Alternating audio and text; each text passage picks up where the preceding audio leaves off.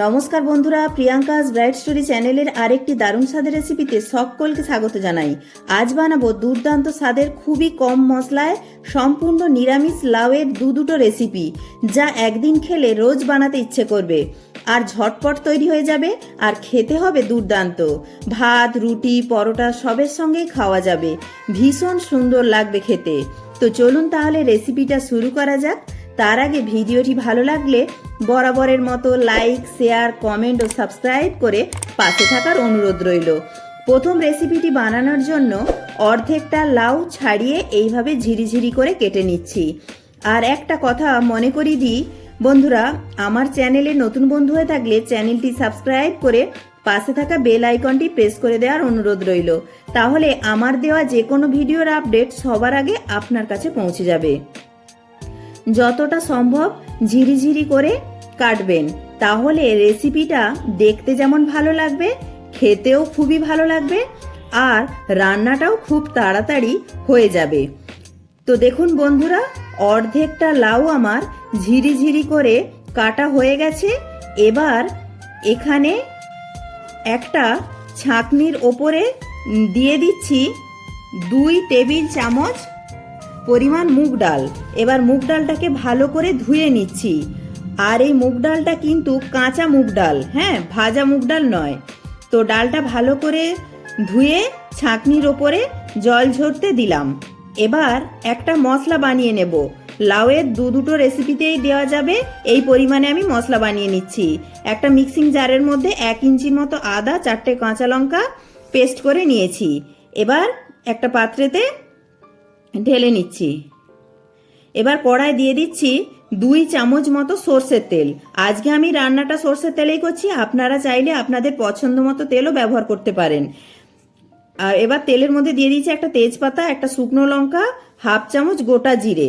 এবার ফোড়নটা একটু ভেজে নিয়ে ওতে দিয়ে দিচ্ছি আদা, কাঁচা লঙ্কা যে পেস্ট করেছিলাম সেখান থেকে 1 চামচ। এবার আদা কাঁচা লঙ্কাটাকেও একটু ভেজে নিচ্ছি, যাতে আদা কাঁচা লঙ্কার কাঁচা গন্ধটা চলে যায়। এবার ওতে দিয়ে দিচ্ছি জল ঝরিয়ে রাখা মুগ ডালটা। গ্যাসের ফ্লেমটা মিডিয়ামে রেখে মুগ ডালটাকেও 2 থেকে 3 মিনিট সময় ধরে ভেজে নিচ্ছি। তো মুগ ডালটা আমাদের ভাজা হয়ে গেছে। এবার ওতে দিয়ে দিচ্ছি 1/2 চামচ হলুদ গুঁড়ো, 1/2 চামচ জিরে গুঁড়ো, 1/2 চামচ ধনে গুঁড়ো। এবার মশলাটাকেও আর একটু ভেজে নিচ্ছি গ্যাসের ফ্লেমটা লোতে রেখে। এখানে আর লাল ঝাল লঙ্কার গুঁড়ো দিলাম না, যেহেতু কাঁচা লঙ্কা দিয়েছি। আমার মনে হয় লাউয়ের তরকারিতে লাল লঙ্কার গুঁড়োর থেকে কাঁচা লঙ্কা দিলেই খেতে বেশি ভালো লাগবে। এবার মশলাটা জাস্ট 1 মিনিট মতো ভেজে নিয়ে লাউটা দিয়ে দিলাম।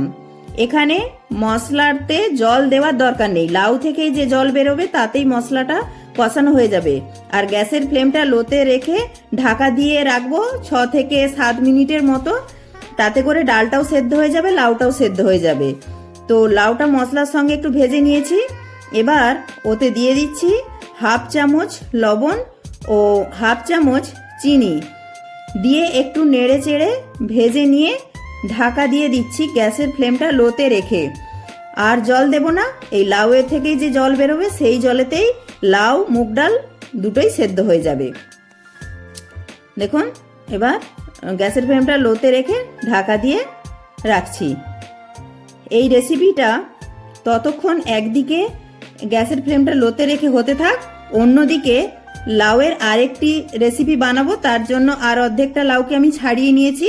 এবার লাউটাকে ডুমো ডুমো করে কেটে নিচ্ছি।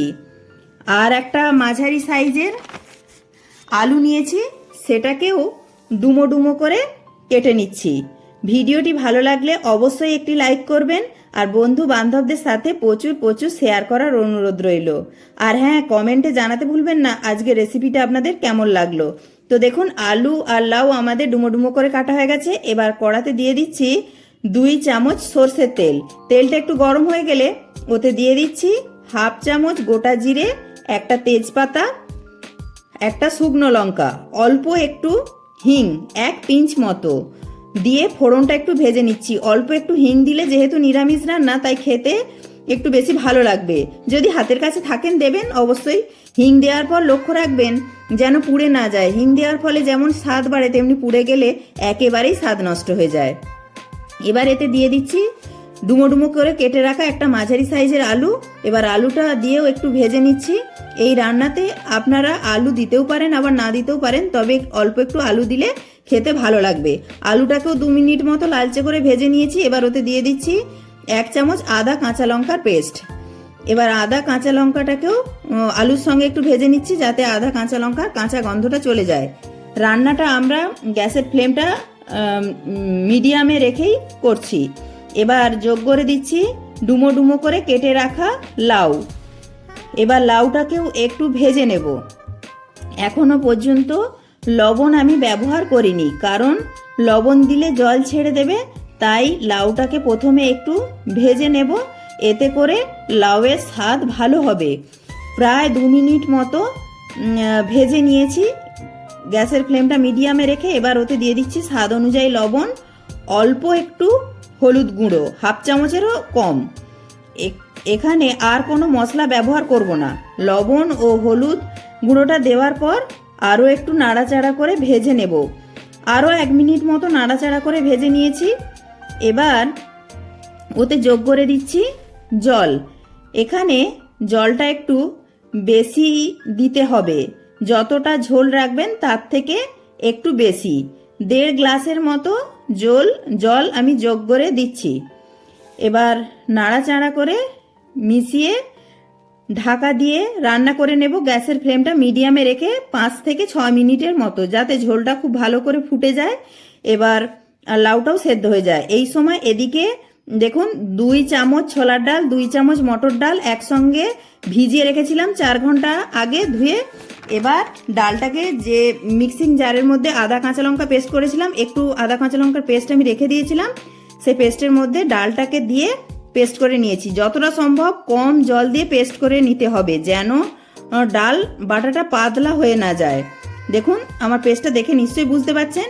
এবার এই ডালের মধ্যে দিয়ে দিচ্ছি 1/2 চামচ হলুদ গুঁড়ো, 1/2 চামচ লবণ দিয়ে 1 মিনিট মতো সময় ধরে ডালটাকে ভালো করে ফেটিয়ে নিচ্ছি। এখানে আমি নিরামিষভাবে করছি, তাই মটর ডাল ছোলার ডাল নিয়েছি। আপনারা যদি মুসুর ডাল দিয়ে করতে চান তো করতেও পারেন। তো দেখুন ডালটা আমাদের 1 মিনিট মতো ফেটিয়ে নিয়েছি। এদিকে প্রায় 5-6 মিনিট লাউটাকে রান্না করে নিয়েছি। লাউ আলুটাও প্রায় 80% মতো সেদ্ধ হয়ে গেছে। তো আরেকটু রান্না করতে হবে, তাই ঢাকা দিয়ে আরেকটু রান্না করে নিচ্ছি। ততক্ষণ একটা সাইডে ফ্রাই প্যান বসিয়ে দিয়েছি, তাতে দিয়ে দিচ্ছি সর্ষের তেল। তেলটা একটু গরম হয়ে গেলে ওতে বড়াগুলো দিয়ে দিচ্ছি। এবার বড়াগুলোকে উল্টে পাল্টে লালচে করে ভেজে নিচ্ছি। আমি বড়াগুলি একটু মিডিয়াম সাইজের করে ভাজছি। আপনারা চাইলে এর থেকে একটু ছোট বা এর থেকে একটু বড় সাইজের করেও ভাজতে পারেন।